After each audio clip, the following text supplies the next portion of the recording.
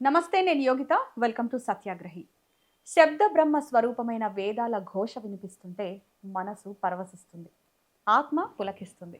అటువంటి వేదనాదాన్ని సమాజ హితం కోసం ప్రచారం చేస్తున్న ఇద్దరు సరస్వతి పుత్రులు మన అతిథులు. ఒకరు శాస్త్ర పండితులు, అనునిత్యం వేద పఠనంతో ఆధ్యాత్మిక చైతన్యాన్ని కలిగిస్తున్న కొడవటిగంటి మహాదేవ శర్మ గారు. మరొకరు అపారమైన పాండిత్యంతో వేదాలలోని గూఢార్థాలను సామాన్యులకు సైతం సులభంగా అర్థమయ్యేలా వివరించే కొడవటిగంటి శ్రీనాథ శర్మ గారు. వీరు సాంస్క్రిట్ బ్రదర్స్గా ఇప్పటికే చాలా సుప్రసిద్ధులు. వేదమే శివుడు, శివుడే వేదం. అటువంటి వేద విజ్ఞానాన్ని పంచే పండిత ద్వయం మహాదేవ శర్మ, శ్రీనాథ శర్మ గారులకు మన సత్యాగ్రహి ఛానల్ తరఫున శివరాత్రి శుభాకాంక్షలతో హృదయపూర్వక స్వాగతం తెలుపుదాం. నమస్తే గురుగారు. ముందుగా మీ ఇరువురికి కూడా శివరాత్రి శుభాకాంక్షలు. మీకు కూడా శుభాకాంక్షలు.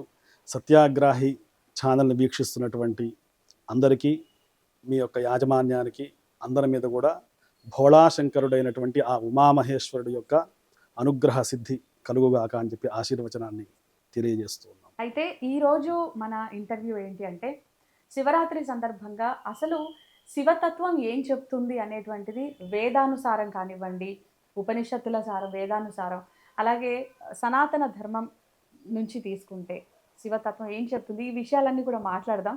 ముందుగా మన ప్రేక్షకుల కోసం మీ ఆశీర్వచనం.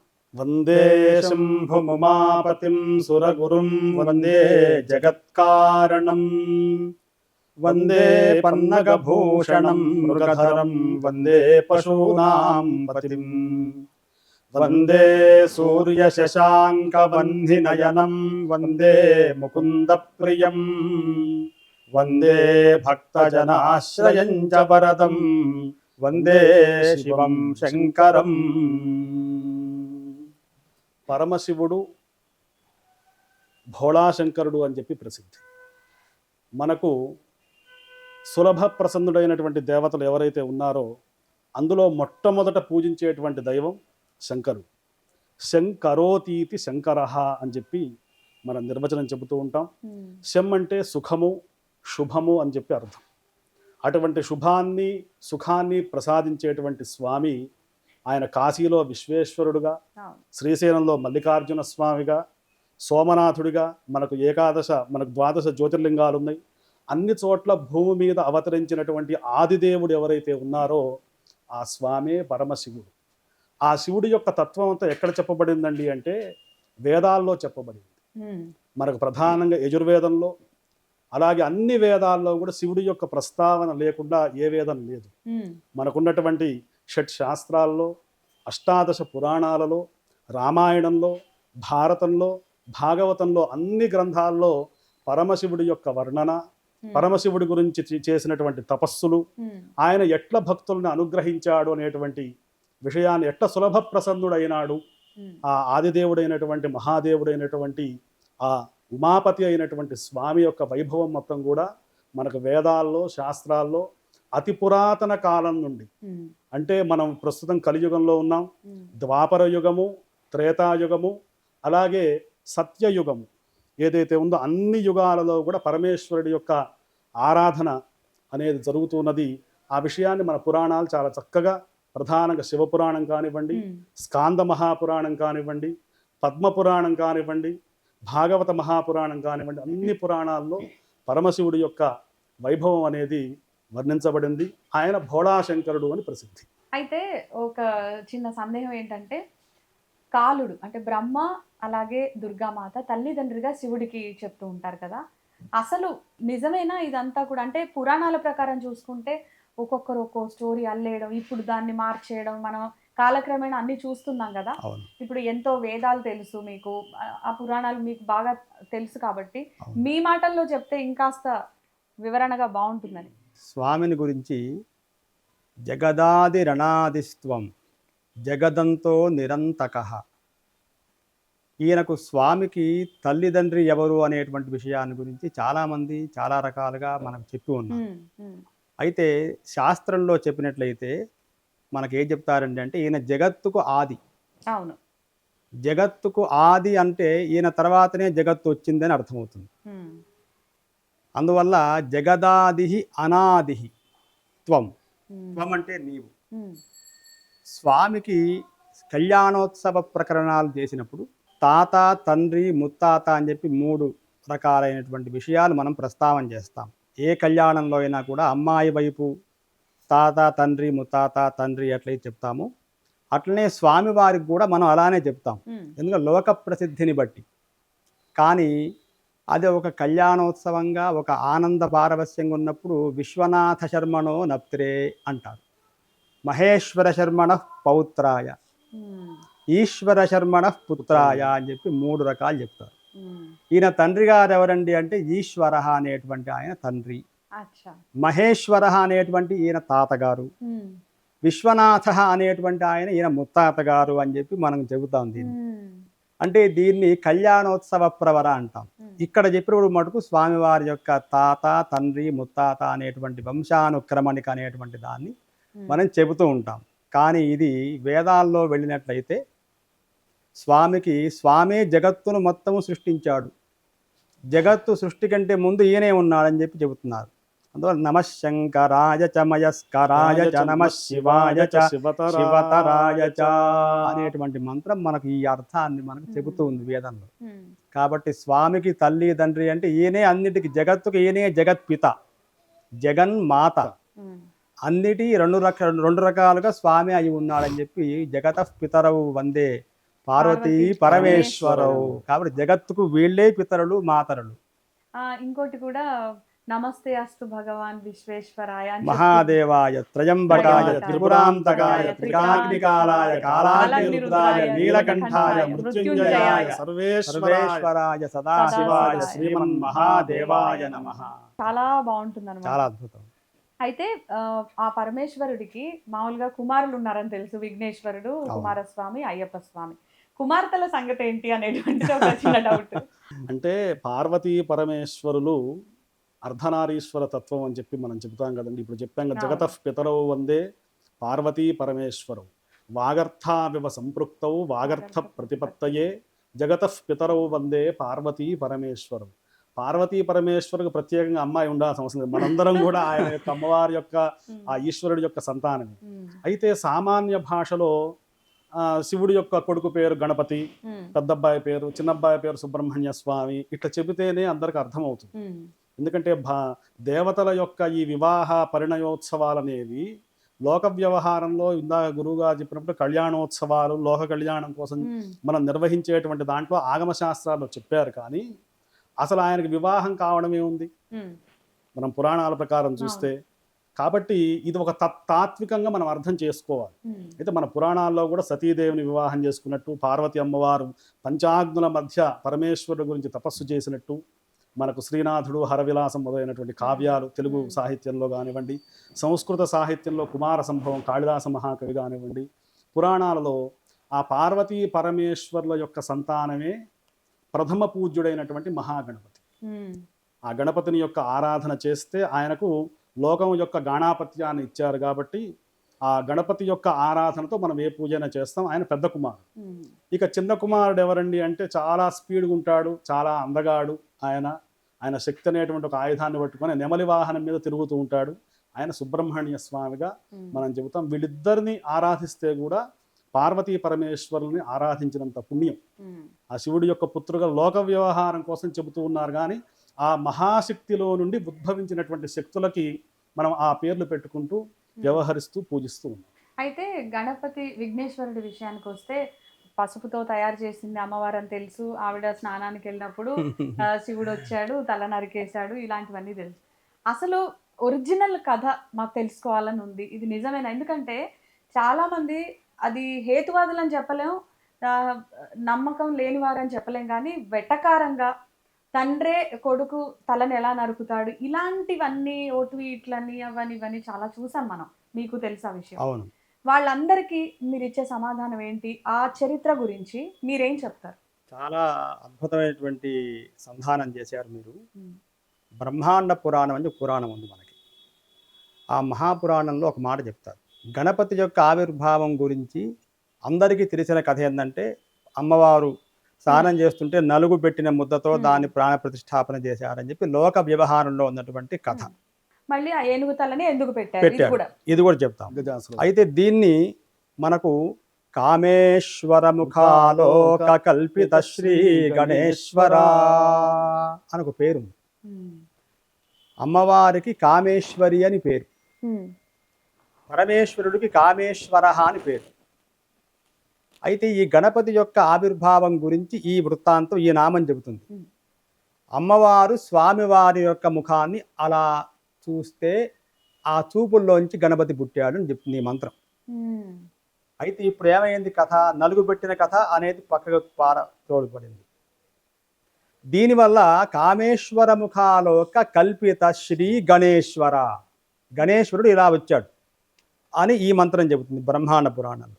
గణపతి యొక్క అథర్వ శీర్షం అని ఇంకొక ఉపనిషత్తు ఉంది. ఆవిర్భూతంచ సృష్ట్యాదో ప్రకృతే పురుషాత్ పరం అని ఒక మంత్రం ఉంది. అంటే లోకంలో ఒక్క కథ మాత్రమే ప్రచారంలో ఉంది, మిగతావన్నీ కూడా లోకంలో ప్రచారం చేసేటువంటి వాళ్ళ యొక్క అవగాహన లోపం అనేది ఏర్పడుతుంది. ఇవన్నీ కూడా ఉన్నాయి. ఆయన ఎలా ఉన్నారంటే ఆ ప్రకృతే పరం, ఈ ప్రకృతి కంటే ముందే గణపతి ఆవిర్భవించి ఉన్నాడు అని చెబుతుంది. మనకు లోకంలో వ్యవహారంలో ఉండేటువంటి మంత్రం నమ్మకం అనేటువంటి ఒక మంత్రం ఉంది. అందరూ లోకంలో చూస్తుంటారు, వింటుంటారు. శ్రీరుద్రము నమ్మకము చమకమని. అందుట్లో నమో గణేభ్యో గణపతిభ్యశ్చ వో నమో నమో విరూపేభ్యో విశ్వరూపేభ్యశ్చ వో నమః అని ఒక మంత్రం ఉంది. అక్కడ కూడా నమో గణేభ్యో గణపతిభ్యశ్చ అని గణపతి అనేటువంటి పేరు వ్యవహారంలో మనకు కనిపిస్తుంది. అయితే ఇందాక మీరన్నట్టు మనం అనుకున్నట్టుగా గణపతి అంటే ఈ గణపతే అని అర్థం కాదు. అక్కడ అంటే పేరు వచ్చింది కదా అని చెప్పి కుంతీపుత్రో వినాయక అన్నాడు. కుంతీపుత్రుడు వినాయకుడు అవుతాడా?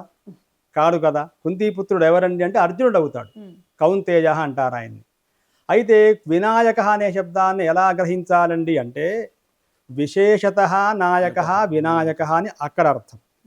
ఇక్కడ వేదంలో నమ్మకంలో వచ్చేటువంటి గణేభ్యో గణపతిభ్యశ్చ అంటే గణానాం పతి అంటే అనేక గణములకు పతి అని చెప్పి అక్కడ అర్థం గ్రహించాలి. అట్లనే లోక వ్యవహారంలో ఇది సామాన్యంగా ఉండేటువంటి నలుగు ద్వారా వచ్చేటువంటి ఒక కథ లోకంలో ప్రచారంలో ఉంది. కానీ అది మొదటి మెట్టు. దానిపైన ఇంకా 4-5 మెట్లు ఉన్నాయి గణపతి యొక్క తత్వం గురించి. అయితే ఆ మిగతా మెట్లు ఎవరికి లోకంలో అందకుండా ఉన్నాయి. ఎందువల్ల అంటారు? ఎందువల్ల అంటే లోకంలో ఏదైతే తొందరగా అర్థమవుతుందో దాన్నే ప్రచారంలో పెట్టారు. మిగతావని తాత్వికమైనటువంటి దృష్టి. అంటే 1వ తరగతి 2వ తరగతి 3వ తరగతి పాస్ అవుతేనే 5వ తరగతికి వెళ్తాం. ఇది నిజమే. గజాసుర వృత్తాంతం అనేది మీరు చాలా మంచి ప్రశ్న. ఎందుకంటే మన భారతీయ వైద్య విధానం ఎంత గొప్పదండి అంటే ఇంకా ఈనాటికి కూడా మన రీచ్ కాలే. ఏంటి రీచ్ కాలే అంటే శిరస్సు ఖండిస్తే మళ్ళీ ఇంకొక శిరస్సు పెట్టి బతికించేటువంటి ప్రాణశక్తిని పెంపొందింపేటువంటి శక్తి ఇంకా ఈనాడు టెక్నాలజీ ఇంకా రీచ్ కాలే. అంటే అంతటి అడ్వాన్స్డ్ అయినటువంటి టెక్నాలజీని మనకు 2-3 విధానాలు కనిపిస్తాయి. ఒకటి గణపతి యొక్క వృత్తాంతంలో శిరస్సు ఖండిస్తే ఉత్తర భాగంలో ఉండేటువంటి ఏనుగుని తీసుకొచ్చి దీన్ని పెట్టి అంటే దాన్ని స్టిచ్ చేసి మళ్ళీ దానికి ప్రాణం పెట్టారు. ఇప్పటిదాకా సృష్టిలో ఇంకా జరగలే అట్లాంటిది. ఇది గణపతి వృత్తాంతం. రెండవది హయగ్రీవ స్వామి వృత్తాంతం అని చెప్పి ఇంకొక వృత్తాంతం ఉంది. హయగ్రీవం అంటే హయం అంటే గుర్రం. అంటే విష్ణువు యొక్క శరీరానికి గుర్రం శిరస్సును పెట్టినటువంటి వృత్తాంతం అది కూడా మాట్లాడుతుంది.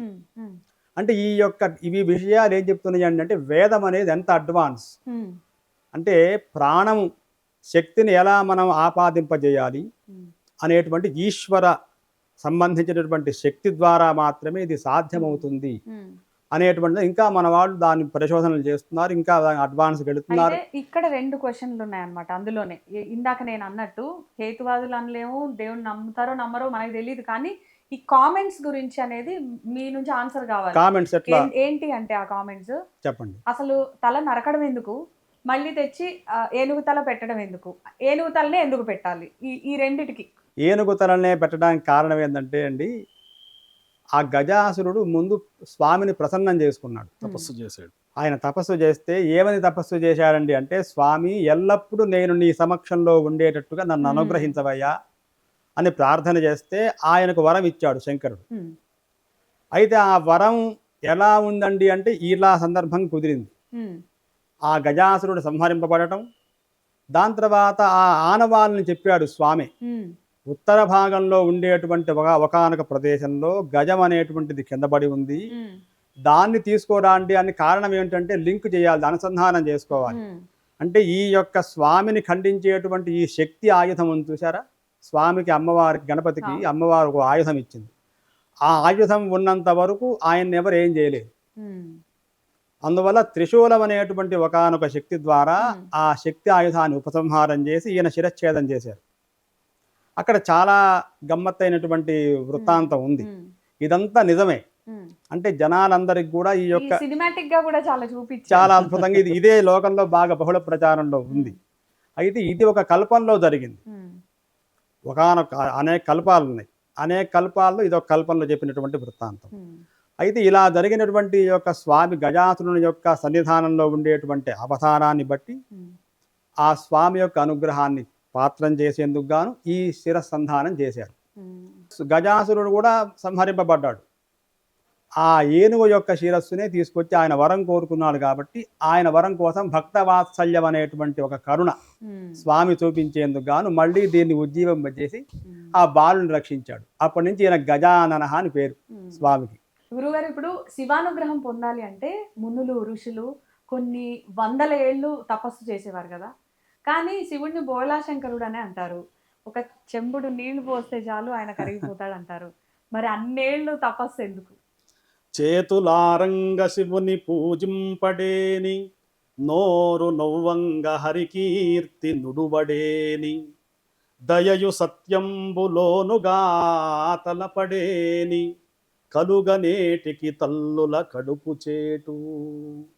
మానవ జన్మ ఎత్తిన తర్వాత శివుణ్ణి పూజించకుండా హరిని స్మరించకుండా ఉండకూడదు, అట్లాగే దయాదాక్షిణ్యం కలిగి ఉండాలని చెప్పి భాగవతంలో చెప్పినటువంటి పద్యం పరమేశ్వరుడు గురించి చాలా అర్థం ఉన్నటువంటి పద్యం. అయితే మరి వాళ్ళేమో వందల సంవత్సరాలు వేల సంవత్సరాలు తపస్సు చేశారండి, ఇంకా మీరు వందలే అన్నారు, నేను ఇంకా వేలు లక్షల సంవత్సరాలు కూడా తపస్సు చేసిన వృత్తాంతాలు మనకు పురాణాల్లో కనబడుతూ ఉంటాయి. అయితే ఆ స్వామి ఎంత గొప్పవాడంటే, మీరు ఈ అర్చన చెయ్యాలి, ఆయన్ని ధ్యానం చెయ్యాలి అంటే యమ నియమ ఆసన ప్రాణాయామ ప్రత్యాహార ధ్యాన ధారణ సమాధి అనేటువంటి అష్టాంగ యోగాలు ఉన్నాయి. మహామునులందరూ కూడా ఆ యోగం ద్వారా పరమేశ్వరుని ధ్యానం చేశారు. వాళ్ళు ఎక్కడ కూర్చుంటే గంగానది ఒడ్డున కూర్చొని నైమిషారణ్యంలోనో కాశీలోనో కూర్చుంటే అక్కడే పరమేశ్వరుడు వాళ్ళకి దర్శనం ఇచ్చాడు. ఇక మరి మనలాంటి వాళ్ళ పరిస్థితి, మనం బ్రేక్ఫాస్ట్ చేయండి, లంచ్ చేయండి, స్నాక్స్ తినండి, డిన్నర్ చేయండి ఉండలేనటువంటి ఆధునికమైనటువంటి కలియుగంలో ఉన్నాం. ఇది కలియుగం యొక్క లక్షణం. అలసులు మందబుద్ధియుతులు అల్పతరాయువులు ఉగ్రరోగ సంకలితులు మందభాగ్యులు సుకర్మములయ్యవి చేయజాలరు ఈ కలియుగమందు మానవులు అని చెప్పి కలియుగంలో అదే అందుకే చెప్తున్నాను, ఆయన భోళాశంకరుడే. కానీ ఎవరి అర్హతను బట్టి ఎవరు ఎంత పూజించాలో అంత పూజిస్తేనే ఆయన అనుగ్రహిస్తాడు. మామూలుగా ఇప్పుడు నాకేమి సాధ్యం కాదు, నేను కాస్త చెమ్మె నీళ్లు పోస్తా, ఒక బిల్వదళం పెడతా, చిటికెడు భస్మం పెడతా, నాకు అనుగ్రహిస్తాడు. మీరు 1,00,000 సంవత్సరాలు తపస్సు చేసి ఆ యొక్క బ్రహ్మానంద స్థితిలో మీరు ఆయన్ని ప్రతిరోజు చూడాలని అనుకుంటున్నారు కాబట్టి మీరు అట్లా చేయండి, మీ వల్ల అది సాధ్యమవుతుంది, మీకు ఆయన అనుగ్రహిస్తాడు. నేను ఏమీ సాధ్యం కానివ్వండి 2 నిమిషాలు శివ అని చెప్పి చెమ్మె నీళ్ళు పోస్తా, నన్ను ఆయన అనుగ్రహిస్తూ ఉంటాడు. అది ఆయన యొక్క గొప్పతనమే తప్ప మనలో ఉన్నటువంటి భేదభావం కాదు, పరమేశ్వరుడు యొక్క దివ్య తత్వం రహస్యం. ఇక శివరాత్రి ప్రాముఖ్యత గురించి మాట్లాడితే మీ మాటల్లో చెప్పండి, శివరాత్రిని జరుపుకునేటువంటి విధానం ఎలా ఉండాలి, ఎలా మారింది? చాలా అద్భుతం. ఎందుకంటే శివరాత్రి అనేటువంటి శబ్దం ఎలా వచ్చిందంటే అండి, దేనికి శివరాత్రి అంటే జన్మకొక శివరాత్రి అంటుంటాం మనం. మానవుడి యొక్క జీవిత కాలం మొత్తంలో 100 ఏళ్ళు జీవితం అనుకుంటే 100 ఏళ్లలో ఒక్కసారైనా చక్కగా శివరాత్రి వ్రతం చేస్తే చాలు. ఒక్కసారి 100 సార్లు చేయాల్సిన పని లేదు. కానీ ఈ ఒక్కసారి కూడా మానవుడు ఇవాళ చేయట్లే. ఏది శాస్త్రగతమైనటువంటి వాక్య ప్రకారంగా మనం జాగరణ చేద్దాం అంటాం, శివరాత్రికి లింగోద్భవ కాలం అంటాం. అసలు మామూలుగా శివరాత్రి అంటే ఏమిటి అంటే, శివుడు పుట్టాడా శివరాత్రి అంటే, లేదా లింగోద్భవం అంటే లింగం అనేది ఏర్పడిందా? అసలు దేనికి శివరాత్రి? రాత్రి అంటే ఏమిటి? శివ పగలు ఎందుకు ఉండదు, శివరాత్రి ఎందుకు ఉంటుంది అంటే, శివరాత్రి అంటే అర్థం మంచిదగు రాత్రి. శివ అంటే గొప్పది, మహిమాన్వితమైనటువంటిది అని అర్థం. అంటే ఎవరికి మహిమాన్వితం? మానవులక, అడవిలో ఉండేటువంటి జంతువులక, నీళ్లలో ఉండేటువంటి జలచరాలక, రాక్షసులక, దేవతలక, యక్షులక, గంధర్వులక, కిన్నెరలుక, కింపురుషులక, ఎవరికి శివరాత్రిది? అంటే అందరికీ, అన్ని జీవాలకు, అనేక కోటి బ్రహ్మాండాల్లో ఉండేటువంటి సమస్త చరాచర భూత కోటికి ఇది శివం అగు రాత్రి. ఎట్లా శివమగు రాత్రి అంటే దీంట్లో చాలా మతాంతరాలు, అంటే అభిప్రాయ భేదాలు ఉన్నాయి. కొందరు శివుడు పుట్టాడంటారు, కొందరు ఈరోజే యుగం ఆరంభమైందంటారు, సృష్టి ఆరంభం చేశాడు బ్రహ్మదేవుడు అని అంటారు, అందువల్ల శివరాత్రి అంటాం. కొందరు ఏమంటారండి అంటే బ్రహ్మదేవుడు శ్రీమన్నారాయణమూర్తి వాళ్ళిద్దరు గొడవ పడుతుంటే వాళ్ళ మధ్యలో ఒకానొక శక్తి ఏర్పడి వచ్చి మీ ఇద్దరిలో ఎవరు గొప్ప అంటే నా ఆది కానీ అంతం కానీ తెలుసుకున్నవాడు గొప్పవాడు అవుతాడని చెప్పి, అందువల్ల ఆ లింగం అట్లా ఆవిర్భవించింది కాబట్టి దాన్ని శివరాత్రి అని అంటారు కొందరు.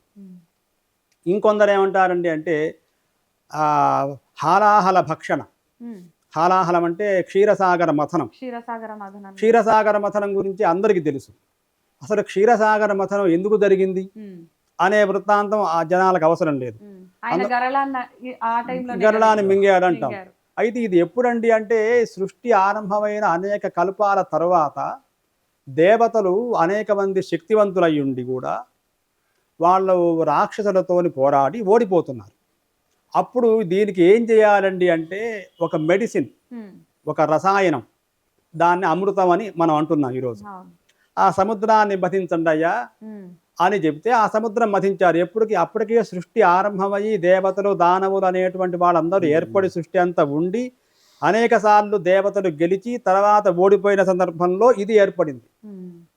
ఈ వృత్తాంతం ఎవరికి తెలియదు కదా, కేవలం పారసముద్రం మథించారండి, మందర పర్వతం ఉంది, వాసుకు వచ్చింది, అంతా లోకంలో అందరికీ చేరడం అంటే బాగా తెలిసిన కథ.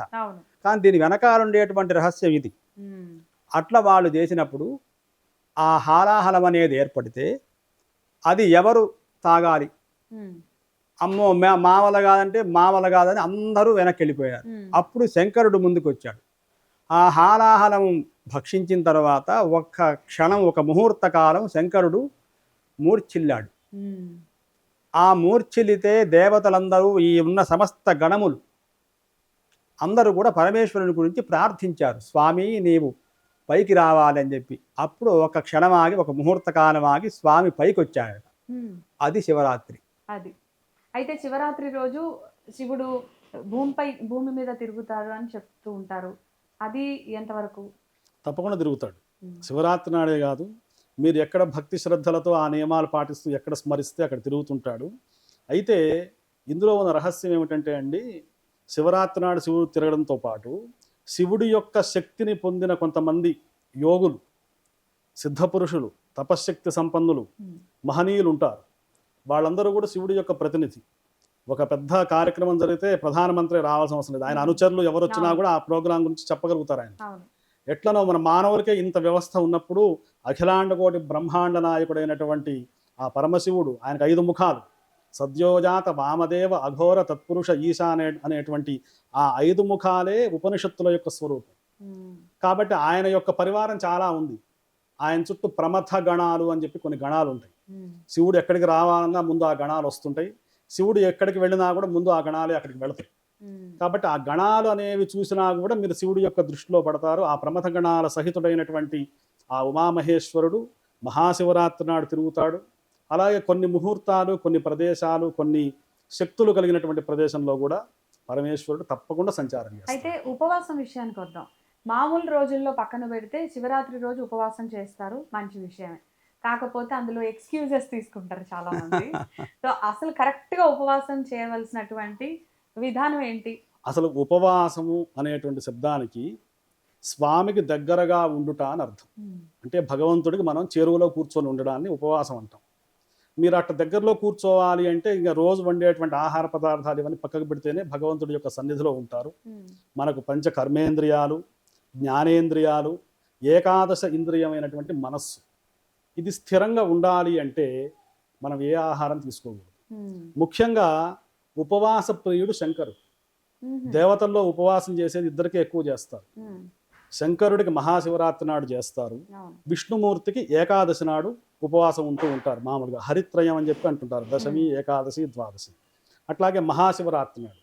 అయితే ఈ ఉపవాసంలో ఎక్స్క్యూజులు తీసుకుంటున్నారండి, పలహారాలు చేస్తున్నారు, అవి ఇవి తింటున్నారు, ఏమీ పాలు తినకూడదండి. తాగొచ్చని కొందరు, మజ్జిగ తాగొచ్చని అంటే కొందరు, పళ్ళు శరీర మాత్రమే తినాలని ఆయుర కొందరు. మన యొక్క శరీర పరిస్థితిని బట్టి కలియుగంలో అట్లా తయారైనారు కానమ్మ.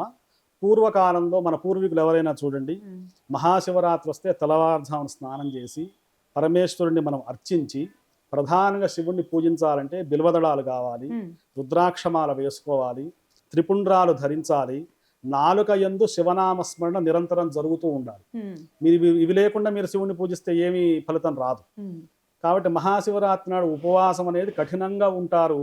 అయితే మంచినీళ్ళు తీసుకోవచ్చు, చాలామంది పాలు కూడా తీసుకుంటారు, కొంతమంది పళ్ళు కూడా తీసుకుంటుంటారు. ఉపవాసం వేరు, నిరాహారం వేరు. ఉమ్, నిరాహారం అంటే మొత్తం మీరు జీరో, ఏమీ తీసుకోకుండా ఉండడం. ఓకే. ఉపవాస వ్రతంలో మీ శరీరం పడిపోకుండా ఉండడానికి ఏదైనా కావాల్సి వస్తే ఉమ్, కొద్ది పదార్థం తీసుకోవచ్చు. ఉమ్, లంఘనం వేరు, ఉపవాసం వేరు, నిరాహారం వేరు. ఇవన్నీ కూడా శబ్దాల్లో ఉన్నటువంటి వైచిత్రం. కాబట్టి ఉపవాసం నాడు మాత్రం ఈ ప్రధానమైనటువంటి ఆహారం ఏది తీసుకోకూడదు. మీరు శరీరం కూర్చోవాలి, శివనామస్మరణ చేయాలి, శంకరుణ్ణి అభిషేకించాలి అంటే కొంత శక్తి కావాలి. ఉమ్, అయితే పూర్వులకు ఆ శక్తి ఉంది. అలాగే జాగరణ అనేది కూడా ఇంకోటి ఉంది. ఉమ్, మీరు అదే మీరు అడగబోతున్నారు జాగరణ గురించి. ఆ జాగరణ గురించి చెప్తాను. బాగా ముఖ్యమైన విషయం ఏంటంటే, జాగరణ చేసేదే శివనామ స్మరణలో ఉంటూ అవును. ఆ రోజంతా, ఆ రాత్రంతా కూడా మేల్కొని శివుడిని ధ్యానించాలని చెప్పి. అవును. సినిమాలు చూడడం, గేమ్స్ ఆడుకోవడం, ఇవన్నీ కూడా చూస్తున్నాం కదా. అసలు ఎంతవరకు కరెక్ట్? మేల్కుంటే చాలు అని అనుకునే జాగరణ కరెక్టా? అసలు ఏంటి జాగరణం అంటే లోకంలో, అంటే శాస్త్రగత అర్థం లోకంలో అనుకునే విషయానికి చాలా తేడా ఉంది. జాగరణం అంటే ఆత్మలో జాగరణ కావాలి, ఉమ్, అంటే ఆత్మ జాగృతం కావాలి. ఉమ్, అంటే జాగృతం అంటే నిద్రపోకుండా మేలుకోవాలి. ఉమ్, ఏ విషయంలో మేలుకోవాలి అది ఇంపార్టెంట్. అనేది తెలుసుకుంటే అది జాగరణ. కాబట్టి జాగరణ అంటే ముందు ఆ జాగరణ రావాలండి అంటే ముందు ఈ కళ్ళు మూయకుండా ఉండేటువంటి జాగరణ రావాలి. అయితే ఈనాడు మీరు అనేది చాలా అద్భుతం. ఈ టీవీలు చూసుకుంటూ, సినిమాలు చూసుకుంటూ, రకరకాల సౌండ్ సిస్టమ్స్ పెట్టుకుంటూ, శివరాత్రి కదా అని కలుద్దామని అదొక రకంగా సినిమాలు సినిమాలు చూసుకుంటూ, దీనివల్ల ఎప్పుడు కూడా ఆత్మ జాగృతం అనేది కాదు. అయితే సమాజంలో ఇవాళ ఇప్పుడు ట్రెండ్ ఇట్లా మారిపోయింది. కానీ దీనివల్ల ఆత్మోద్ధరణ అనేది కాదు. ఆత్మోద్ధరణ కోసం జాగృతం అంటే నీ మనసు, నువ్వు ఎందుకు వచ్చావు ఈ భూమి మీదకి, నువ్వేం చేస్తున్నావు, నువ్వు ఎక్కడికి వెళ్ళాలి అనేది తెలియాలంటే శివజ్ఞానం వల్ల మాత్రమే తెలుస్తుంది. మహేశ్వరుని ధ్యానించడం వల్ల మాత్రమే తెలుస్తుంది. ఈ జీవుడు ఎక్కడి నుంచి వచ్చాడు, ఇక్కడ ఏం చేస్తున్నాడు, మళ్ళీ ఎక్కడికి వెళ్ళాలి అనేటువంటి విషయం తెలుసుకోవడమే జాగృతం. ఉత్తిష్ఠత జాగ్రత్త పరాన్ స్వబోధయ అంటాడు. ఉద్ధరేత్ ఆత్మనాత్మానం అని ఇంకో మాట చెప్తాడు. కాబట్టి ఎప్పటిదాకైతే నీవు ఏమిటనేటువంటి విషయం తెలుసుకుంటావో అప్పుడే జాగరణ. ఆ జాగరణ కోసం నిద్రపోకుండా ఇలా ఉండాలి. కాబట్టి జపం చేస్తూ ఉండాలి. మహేశ్వరుణ్ణి ఒక నామం తీసుకొని ఆ నామంతోని ధ్యానం చేస్తూ ఉండాలి. అట్లా జాగరణ చేయాలి, నిద్రపోకుండా కేవలంగా తదేక దృష్టి. జాగరణం అంటే ఏకాగ్ర మనస్కతతోనే ఉండేటువంటి దాన్ని జాగరణ అంటాం. దాన్ని వేద పఠనము ద్వారా, శివార్చన ద్వారా, లేదా పూర్వకాలంలో హరికథలు అనేటువంటివి జరిగాయి. ఇప్పుడు అవన్నీ పోయినాయి.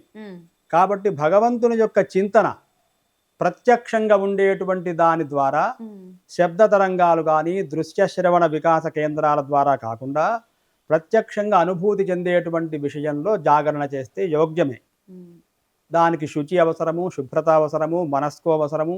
రాత్రిపూట నిద్రపోకుండా జాగరణ చేయాలంటే అంటే దాని నియమం ఏంటంటే ఆహారం తీసుకున్న వాళ్ళు జాగరణ చేయలేరు. మీరు ఆహారం కొద్దిగానే తినండి, మీ కన్ను మలుగుతుంది. కాబట్టి కన్ను మలగకుండా ఉండాలంటే ఏం చేయాలి అంటే కంపల్సరీ ఆహారాన్ని వర్జించాలి. ఆహారం వర్జించిన వాడే నిద్రం జయిస్తాడు. కాబట్టి జాగరణ కోసం ఆహార నియమం పెట్టారు.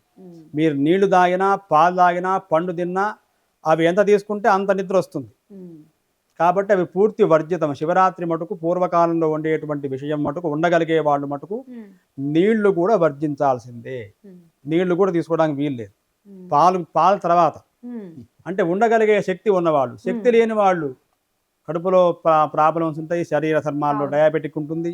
వాళ్ళకి చెప్పే నియమాలను బట్టి వాళ్ళు పాటించాల్సిందే.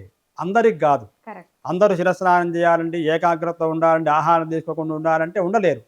ఉండగలిగే వాళ్ళు మటుకు తప్పనిసరిగా ఉండాలి. తెలిసి తెలిసి తప్పు తప్పు చేయకూడదు. ఎందుకంటే ఆరోగ్యం చాలా శరీరమాద్యం ఖలు ధర్మ సాధనం.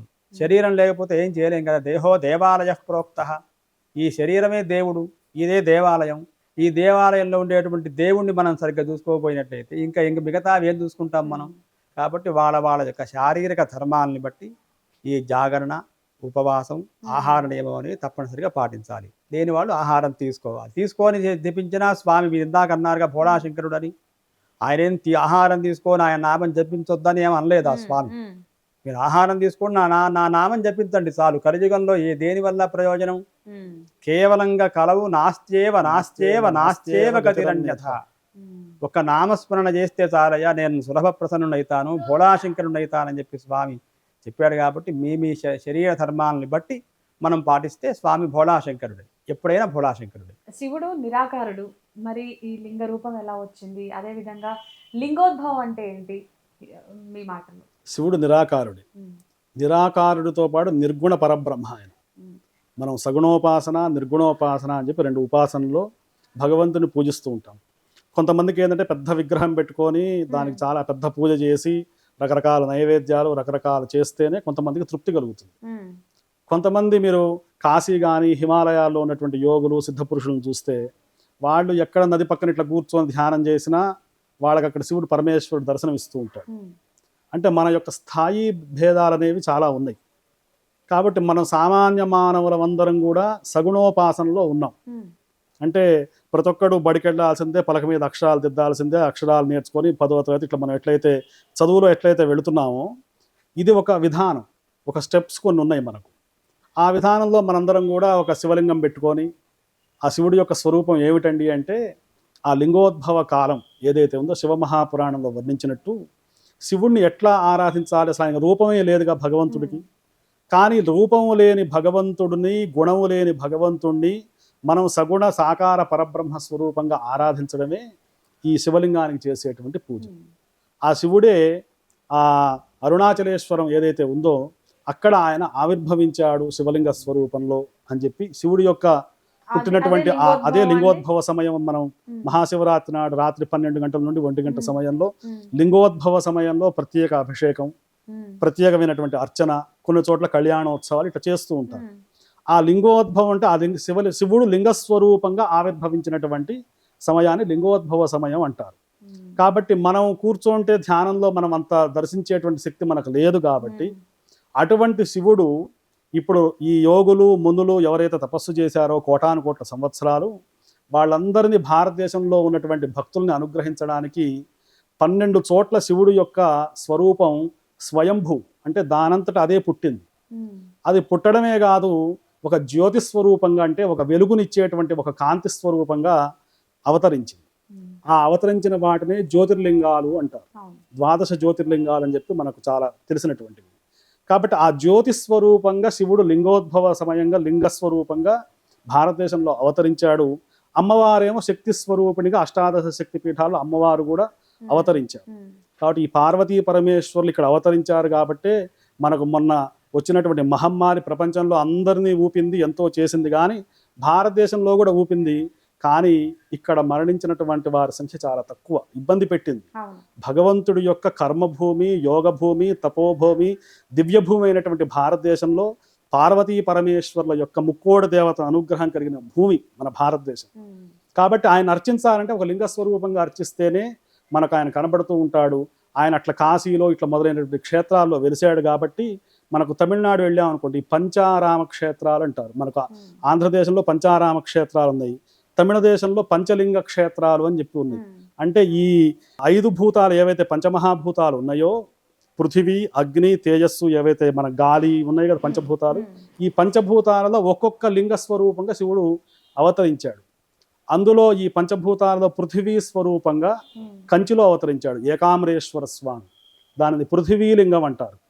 అట్లాగే జలలింగం జంబుకేశ్వరంలో జలలింగంగా శివుడు ఆవిర్భవించాడు. మరి ఆ తర్వాత వాయులింగంగా శ్రీకాళహస్తిలో ఉన్నటువంటి స్వామి ఎప్పుడు ఆయన దగ్గర దీపం జ్వాల తగులుతూ ఉంటుంది, మనం చూస్తూ ఉంటాం. ఆయన వాయులింగంగా ఆయన అవతరించాడు. అట్లాగే అగ్నిలింగంగా అరుణాచలేశ్వరంలో అవతరించాడు. ఆకాశలింగంగా చిదంబరంలో నటరాజస్వామిగా అవతరించాడు. కాబట్టి శివుడు అట్లా లింగాకారంలో ఎందుకు అవతరించాడంటే భక్తులను అనుగ్రహించడం కోసం. కాబట్టి మనలాంటి వాళ్ళందరం కూడా ఏం చేయాలంటే శివుణ్ణి ఆరాధించేటువంటి విధానం తెలుసుకుని ఆ లింగస్వరూపుడైనటువంటి పరమేశ్వరుణ్ణి ఆరాధించాలి. ఈ లింగాల్లో కూడా చాలా రకరకాల భేదాలు ఇక్కడ ఉన్నాయి. ఇంకో డౌట్, శివలింగానికి మనం అభిషేకం చేసేటప్పుడు అంటే గుళ్ళల్లో సాధారణంగా చూస్తున్నాం ఆడవారు చేయకూడదు అంటారు, అభిషేకం చేసేటప్పుడు మగవారు చేయాలంటారు. కానీ కొన్ని గుళ్ళల్లో ఆడవారిని కూడా అనుమతిస్తారు. ఆడవారు అసలు శివలింగాన్ని తాకకూడదని కూడా అంటూ ఉంటారు. రైట్. ఏది నమ్మాలి ఏది నమ్మొద్దు? చాలా- గుళ్ళల్లోనే ఇలాంటి డిఫరెన్షియేట్స్ కనిపిస్తూ ఉంటే ఏం అర్థం కావట్లేదు. ఇది నా పర్సనల్ డౌట్ కూడా. ముట్టుకోవచ్చా లేదా, మేము అభిషేకం చేయొచ్చా లేదా? పూర్వం అసలు గర్భాలయంలోకి ఎవరికి ప్రవేశం లేదు. అవును. పూర్వకాలంలో అంటే పూర్వకాలం అంటే 100 ఏళ్ల క్రితం కాదు, ఒక 15-20 ఏళ్ల క్రితం వరకు కూడా గర్భాలయంలో ఒక అర్చకుడు మాత్రమే ఉంటాడు తప్ప మిగతా అందరూ బయటే ఉండి మనం అర్చన చేయిస్తాం. ఇప్పటికీ చాలా ప్రధాన దేవాలయాల్లో భక్తులందరూ వెళ్ళి, అది విష్ణువే కావచ్చు, శివుడే కావచ్చు, ఇంకా ఏది అమ్మవారే కావచ్చు, ఎవరైనా కూడా అర్చించాలంటే ఎవరు వెళ్ళి అర్చన చేస్తారు? ఇప్పుడు అది క్రమంగా మారి మేము వెళ్ళొచ్చా మీరు వెళ్ళొచ్చా అనేటువంటిది సంప్రదాయంలో దక్షిణ భారతం అంటే మనం సౌత్ ఇండియాలో ఈ నియమాలు పెట్టారు. మీరు నార్త్ ఇండియా వెళ్ళండి, అసలు క్వశ్చన్స్ లేవు. అందరూ వెళ్ళి అర్చిస్తారు శివుణ్ణి, అందరు నీళ్లు పోస్తారు. కాబట్టి నీళ్లు పోయొచ్చా పోయకూడదా, అభిషేకం చేయొచ్చా అభిషేకం చేయకూడదా అనేటువంటి ప్రస్తావన ప్రాంతీయమైనటువంటి ఒక ఆచారంగా ఉంటే అందరూ చేయొచ్చు, తాకచ్చు కూడా. అందరూ వెళ్ళి అభిషేకం చేయొచ్చు. శివలింగాన్ని ఆడవారు తాకితే అమ్మవారికి కోపం వస్తుంది అన్నారు. కోపం ఎందుకు వస్తుంది? అమ్మవారి కోపం వచ్చేది అయితే అందరూ ఎందుకు చేస్తున్నాం మనం? కాబట్టి పూర్వ నియమాల్లో మటుకు యథార్థంగా చూసినట్లయితే అసలు మగవాళ్ళు కూడా అభిషేకం చేయటం లేదు, ఒక్క అర్చకుడికే అధికారం ఉంది. కాలక్రమేణా మేమెందుకు రాకూడదు అనేటువంటిది, మేమెందుకు చేయకూడదు అనే ప్రశ్న వచ్చినప్పుడు అప్పుడు అందరికి వీళ్ళకి అవకాశం ఇస్తే వాళ్ళకు అవకాశం ఇవ్వండి. శాస్త్ర ప్రకారం అయితే అసలు తప్పు లేదుగా. తిరుమల స్వామి కళ్యాణం చేయిస్తున్నాం లేదా అభిషేకం చందనోత్సవం చేస్తున్నాం, అప్పుడు ఎవరు చేస్తారు? అర్చకులు. నేను ఆలయ అధికారిని అని చెప్పి ఆయనతో చేయిస్తున్నావా? చేయించట్లే కదా. అందరూ చూస్తే ప్రేక్షకులే, కానీ చేసే వాళ్ళకి 2-3 ఉంటారు, వాళ్ళే చేస్తుంటారు. అదే అసలు విధానం. కాబట్టి ఇప్పుడు ఈనాడు శివరాత్రి రోజు కానివ్వండి, మిగతా రోజుల్లో కానివ్వండి, వీళ్ళు వాళ్ళు అనేటువంటి తేడా లేకుండా భక్తిగా, శుచిగా, శుభ్రంగా, చక్కగా నియమాలతో ఉన్నట్లయితే తప్పనిసరిగా శివుణ్ణి అర్చన చేయొచ్చు, ఏమి ఇబ్బంది లేదు. ఎందుకంటే దక్షిణ భారతంలో కొన్ని నియమాలు పెట్టారు. ఆడవాళ్ళు అసలు మగవాళ్ళకే అధికారం లేదండి అంటే అక్కడ ప్రశ్న రావట్లే. ఆడవాళ్ళు రావచ్చా అన్న దగ్గరే ప్రశ్న ఏర్పడుతుంది తప్ప మగవాళ్ళు మిగతా వాళ్ళు చేయొచ్చా అంటే మిగతా వాళ్ళు మగవాళ్ళు కూడా చేయరాదు, ఒక అర్చకుడు మాత్రమే చేయాలి. కాబట్టి ఇక మగవాళ్లకు మనం అవకాశం ఇచ్చినట్లయితే ఆడవాళ్ళు కూడా వచ్చి చేయొచ్చు. కాబట్టి దోషమేం లేదు, అమ్మవారికి ఏం కోపం రాదు, అమ్మవారిని మనల్ని ఏం శపించరు, ఇంకా ఆనందిస్తారు. భక్తిగా మనం చేసినట్టయితే అందరికీ స్వామి సులభ ప్రసన్నుడు కదా, అందరికీ ప్రసన్నం కావాలి, ఆయన అందరికీ అన్ని వరాలు కావాలి, ఆరోగ్యం కావాలి, ఐశ్వర్యం కావాలి, భక్తి కావాలి, సంపద కావాలి, కారు కావాలి, ఇల్లు కావాలి, వాకిలి కావాలి, సంతానం కావాలి, అన్ని కావాలంటే మరి స్వామిని అర్చించాలి కదండి. కాబట్టి పూర్వం అట్లా ఉండేది, ఇప్పుడు అందరూ భక్తిగా చేస్తే చాలు, అందరూ చేయొచ్చు. అయితే భక్తిలో భాగమే ఇప్పుడు శివలింగానికి మనం బిల్వపత్రం సమర్పిస్తాం. ఎందుకని చెప్పి తులసి సమర్పించకూడదు, తులసి పత్రాలని అంటూ ఉంటారు. అదేవిధంగా శివ దీక్ష తీసుకున్నప్పుడు కూడా తులసి మాల శివమాల కలిపి వేసుకోవద్దు అని అంటూ ఉంటారు, స్ఫటికమాల ఒకటే వేసుకోవాలంటారు. అసలు ఇది ఒక క్లారిటీ ఇవ్వండి మాకు. త్రిదళం త్రిగుణాకారం త్రినేత్రంచ త్రియాయుధం త్రిజన్మ పాప సంహారం ఏకబిల్వం శివార్పణం, ఇది అందరూ చెబుతారు. శివుడికి ఏది ప్రీతికరం అండి అంటే బిల్వదళం ప్రీతికరం. అయితే మీరు అన్నారు తులసి పెట్టకూడదని ఎక్కడ లేదు, శివుడికి తులసి కూడా పెట్టచ్చు. తులసి పెట్టకూడదు ఎవరికి అంటే గణపతికి, మట్టి గణపతికి మాత్రమే. మట్టి గణపతి మృత్తికా స్వరూపంలో వినాయక చవితి నాడు మనం పూజిస్తాం కదా, ఆ గణపతికి తులసి పెట్టకూడదు. ఎందుకని అంటే పురాణాల్లో మనకు మహర్షులు పూర్వయుగాల్లో హరిద్రా గణపతికి తులసి పెట్టకూడదు, మట్టి గణపతికి పెట్టొచ్చు. మట్టి గణపతికి పెట్టచ్చు. పెట్టచ్చు. ఈ పసుపు ముద్ద గణపతికి సాధారణంగా పెట్టచ్చు. పసుపుకి తులసికి పడదు, దానికి ఏదో రసాయనిక చర్య వల్ల విషం అవుతుంది అది. అందువల్ల పసుపు గణపతికి వద్దన్నారు. అందువల్ల కంపల్సరీ మనం వినాయక చవితి చేసేటువంటి గణపతికి తులసి పత్ర పూజ ఉంది. మనం వినాయక చవితి రోజు చేస్తాం చూసారా, మధ్యాహ్నం పూట ఆ పూజలో మటుకు తులసి పత్రంతో తప్పనిసరిగా అర్చించాలని ఉంది. ఎందువల్ల అంటే మట్టికి విరుద్ధం కాదు, కెమికల్ రియాక్షన్ వల్ల తులసి వద్దన్నారు. మరి శివుడికి ఎందుకని? శివుడికి పెట్టచ్చు, తులసికి పెట్టచ్చు, శివుడికి పెట్టచ్చు, విష్ణుమూర్తికి కూడా బిల్వదళాలు పెట్టచ్చు. ఇప్పుడు మీరు అడిగినటువంటి ఏంటంటే ఈ శివుడి మాల వేసుకుంటే విష్ణు మాల వేసుకోకూడదు, విష్ణు మాల వేసుకుంటే శివుడి మాల వేసుకోకూడదు అనేది ఏమీ లేదు. కానీ మీరు ఒక దీక్ష తీసుకున్నారు కదా శివుడిని ప్రసన్నం చేసుకోవడానికి, ఆయన దీక్ష కాబట్టి ఆయనకు సంబంధించినటువంటి అంశాలను మీరు పాటించాలి. 40 రోజులు 30 రోజులు మీరు తీసుకున్న రోజు అది ఇవి వేసుకోవడం అనేది కాంబినేషన్ తప్ప మాట ఏంటంటే అండి, అంటే ఇది లోకంలో కాంట్రవర్సీగా ఉన్నటువంటి మాట కాబట్టి దీన్ని మనం ఈ మీ ఛానల్ మాధ్యమికంగా క్లియర్ చేసినట్లయితే శివాయ విష్ణు రూపాయ శివరూపాయ విష్ణవే అని అందరికీ తెలిసిన మాట. అసలు విష్ణు భక్తుల్లో మొట్టమొదటి వాడు ఎవరండి అంటే శంకరుడే. ఆయన మొట్టమొదటి విష్ణు భక్తుడు ఆయన. అట్లే శివభక్తుల్లో మొట్టమొదటి వాడు ఎవరండి అంటే విష్ణువే.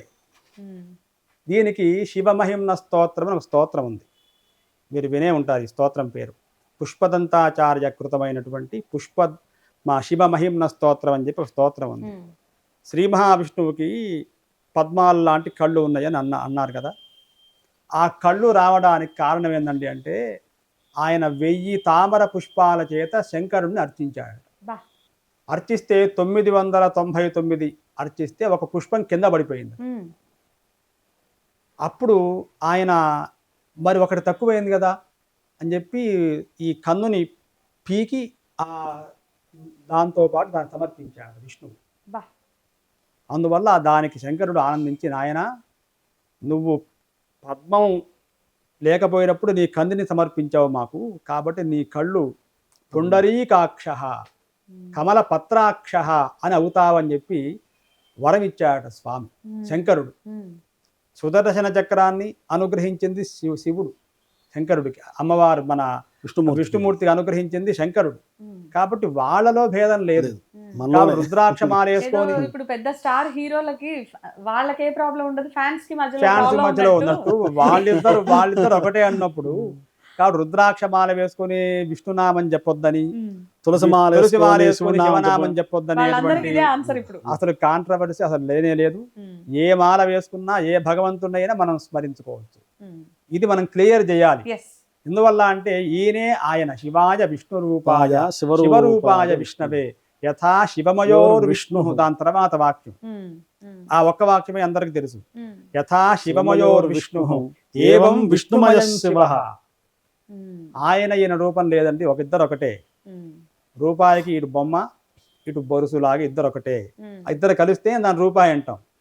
కాబట్టి ఈ యొక్క తత్వమే మనం అర్థం చేసుకోవాలి. వాళ్ళ ఈ మాల వేసుకుంటే ఆయన దగ్గర పనికిరారని, ఆ మాల వేసుకుంటే ఇక్కడికి రాకూడదు అనేటువంటి భేదభావన లేదు. అన్ని చక్కగా స్వామిని మనం జపించవచ్చు. ఇక శివరాత్రి రోజు పూజా విధానం కనుక తీసుకుంటే పురుషులు సపరేట్ గా పఠించాల్సినటువంటి స్తోత్రాలు, మహిళలు వేరే స్తోత్రాలు పఠించాలని ఇలా ఏమైనా డిఫరెన్షియేట్ ఉందా? మళ్ళీ ఇదో కాంట్రవర్సీ? ఏమీ లేదండి, ఏమీ లేదు. ఇది పఠించాలి ఇది పఠించకూడదు అని లేదు. అందరూ కూడా అన్ని స్తోత్రాలు భక్తిగా శ్రద్ధగా కొంచెం మనం తప్పు లేకుండా చదివితే మంచిది.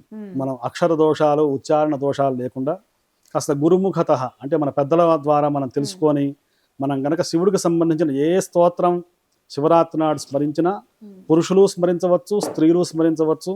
ఇంకా చిన్నపిల్లలు కూడా స్మరిస్తే ఇంకా చాలా మంచిదని చెప్తాను. వాళ్ళకి మంచి విద్య రావాలంటే శంకరుడి యొక్క అనుగ్రహం ఉండాలి. ఐశ్వర్యం ఈశ్వరాదిచ్చేత అంటారు. మంచి ఐశ్వర్యం కలగాలంటే శంకరుడు అనుగ్రహం ఉండాలి. మంచి రూపం ఉండాలంటే, మంచి వాక్కు రావాలంటే, పాండిత్యం కలగాలంటే, లోకంలో యశస్సు కలగాలంటే శంకరుడి యొక్క అనుగ్రహం ఉండాలి. కాబట్టి ఆయన్ని అందరూ అర్చించవచ్చు, అందరూ అన్ని స్తోత్రాలు పారాయణం చేయొచ్చు. భక్తి పురస్సరంగా మనకు ఉండేటువంటి ప్రాథమిక నియమాలని అందరూ పాటిస్తూ మనం చేసుకోవచ్చు. ఇక శివరాత్రి రోజు ఉపవాసం చేస్తాం కాబట్టి మరి ఆ స్వామి వారికి నైవేద్యాలు పెట్టాలంటే ఏం పెట్టచ్చు? జీవుడు ఏ ఆహారం తీసుకుంటే ఆ ఆహారాన్ని స్వామికి నివేదన చేయొచ్చుట. కొందరు చపాతీలు తింటారు, వాళ్ళకి ఇష్టమైన ఆహారం అది, కాబట్టి చపాతీలు పెట్టచ్చు. కొందరు పళ్ళు తింటారు, కాబట్టి పళ్ళే నైవేద్యం పెట్టచ్చు. మా నాయనమ్మ గారు ఆమె మొట్టమొదటి ఉదయం లేవగానే కాఫీ తాగే అలవాటు ఉంటుంది. ప్రాంతంలో కాఫీ తాగడం కానీ టీ తాగడం కానీ ఉంటుంది. ఆ టీని కానీ కాఫీని దాన్ని కూడా నైవేద్యం పెట్టేటువంటి ఆమె పెట్టేది. ఆమె అట్లా ముందు స్వామికి నైవేద్యం పెట్టిన తర్వాతనే తీసుకోవాలనే ఒక నియమం ఉండేది. కాబట్టి ఎవరెవరైతే ఏ జీవికి ఏదైతే ఇష్టమైన ఆహారం ఉంటుందో ఆయా ఆహారాలని ముందు భగవంతుడి నివేదన చేయాలి. భగవంతుడికి నివేదన చేయకుండా తింటే ఏమిటట అంటే అఘము, అంటే ఆ తినేటువంటిది పాపమవుతుందట. పాపాన్ని భక్షించినట్టు. భగవన్ నివేదన చేస్తే పుణ్యం తిన్నట్టు, అంటే పాపం అనేది ఉండదు. ఆ భగవన్నామ స్మరణ వల్ల ఆ పదార్థంలో ఏమన్నా దోషం ఉన్నా కూడా, అంటే విషపూరితమైనటువంటి ఆహారం అయినప్పటికీ కూడా ఆ భగవన్నామ స్మరణ వల్ల ఆ ఆహారం పవిత్రమవుతుంది. అంటే ఒక కేవలంగా భగవన్నామమే కాదండి, అంటే పరమాత్మ ఎక్కడున్నాడు అంటే విశ్వవ్యాపకుడు. అంటే మనం ఇప్పుడు వినాయకుడి విషయానికి వచ్చినాం. వినాయక చవితికి ఆయనకి ఉండ్రాళ్ళు ఇష్టం అని విన్నాం, అమ్మవారికి పరమాన్నం ఇష్టం అంటారు. ఇప్పుడు శివుడికి ఏమి ఇష్టం? అట్లా మీ ప్రశ్నకు సమాధానం, గణపతికి ఉండ్రాళ్లే పెట్టాలని, అమ్మవారికి పాయసమే పెట్టాలని, దాని తర్వాత వెంకటేశ్వర స్వామికి మన శనివారమే ఉండాలని ఈ నియమాలన్నీ ఏం లేవండి. ఇవన్నీ ఈ సృష్టించినటువంటి పనే కానీ ఈ దేవుడికి ఈ రోజే అని ఎక్కడ నిర్దిష్టమేం లేదు. కాబట్టి సోమవారం అయితే శివుడని, మంగళవారం పూటే ఆంజనేయ స్వామి, ఇవన్నీ మనం కల్పించినటువంటివే. మంగళవారం పూట శివుడుతో అభిషేకం చేస్తే ఒప్పుకోడా? ఆయన కాదంటున్నాడు, వెళ్ళిపోంటున్నాడు మనల్ని అనట్లే కదా. శుక్రవారమే అమ్మవారిని ఎక్కడ ఉందా? ప్రతిరోజు ఇవన్నీ మానవుల యొక్క క్రియేషన్. అట్లా తయారు చేసినవే కానీ వాస్తవానికి ఏ రోజైనా అమ్మవారిని, ఏ రోజైనా స్వామివారిని, ఏ రోజైనా గణపతిని పూజించుకోవచ్చు. ఈ నైవేద్యమే స్పెసిఫిక్ అనేటువంటిది అనేది లేదు. ఈ అర్వాచీన కాలంలో, అర్వాచీనం అంటే నవీన కాలంలో ఇవన్నీ ఏర్పాటు చేసి అనేక సందేహాలు దీని మీద. ఒక్కొక్కళ్ళు అంటారు దీపం ఇటు పెట్టాలా, కొన అటుండాలా అంటారు కొందరు. అంతెందుకండి, ఇప్పుడు శివలింగం దగ్గర నందీశ్వరుడు ఉంటాడు. అయితే శివలింగం అసలు ఇటువైపు ఉండాలా, ఇటువైపు ఉండాలా, నందీశ్వరుడు ఇలా ఉండాలా, ఇటువైపు ఇలా ఉండాలా, ఇవన్నీ కూడా కొన్ని డౌట్లు. అసలు చేయవలసిన దాంట్లో లేకుండా మిగతా అవన్నీ ఏర్పడుతుంది. అందువల్ల దీనికి ఏం చేయాలంటే అంటే గురుముఖతః ఒక గురువు ఉండాలి. ఆ గురువు గారు కూడా అంటే వాళ్ళందరూ గురువులు అంటే అందరూ గురువులే అయినారు. అట్లా కాదు, శాస్త్రబద్ధంగా ఉండేటువంటి నిర్దిష్టమైనటువంటి విధానం తెలిసిన వాడే గురువు అనే శబ్దానికి అర్హుడవుతాడు. కనిపించేటువంటి అందరూ గురువులు కాదు. గురువు అంటే ఎటువంటి అపేక్ష లేకుండా ఉండాలి. మీ యందు వారి యందు అనేటువంటి భేదభావం లేకుండా ఉండాలి. సమదృష్టితో ఉండాలి గురువు అనేటువంటి వాడు. అటువంటి గురువు ద్వారా మనం తెలుసుకొని చేస్తే ఫలితం వస్తుంది. కానీ పూర్వకాలంలో మన అమ్మా నాన్నలు కానీ మన తాత ముత్తాతలు వాళ్ళు సోమవారం అభిషేకం చేయండి అంటే చేసామనుకోండి, చేస్తే వాళ్ళు చేశారు, ఫలితం వచ్చేసింది. కానీ ఇవాళ ఏ ముహూర్తం చేయాలి, ఉదయం 9ంటికా, రాత్రి 5ంటికా, తెల్లవారుజామున చేయాలా, బ్రాహ్మీ ముహూర్తంలో లేవాలా, పళ్ళు తోముకోవాలా, ఏ వస్త్రం ధరించాలి, ఇవన్నీ కూడా తుచ్చమైనటువంటి ప్రశ్నలు. వస్త్రం కట్టుకోండి, భక్తిగా ఉండండి, స్వామిని అర్చించండి, ఆయన వరం ఇస్తాడు అని అంటుంటే దాంట్లో మనం యక్ష ప్రశ్నలు,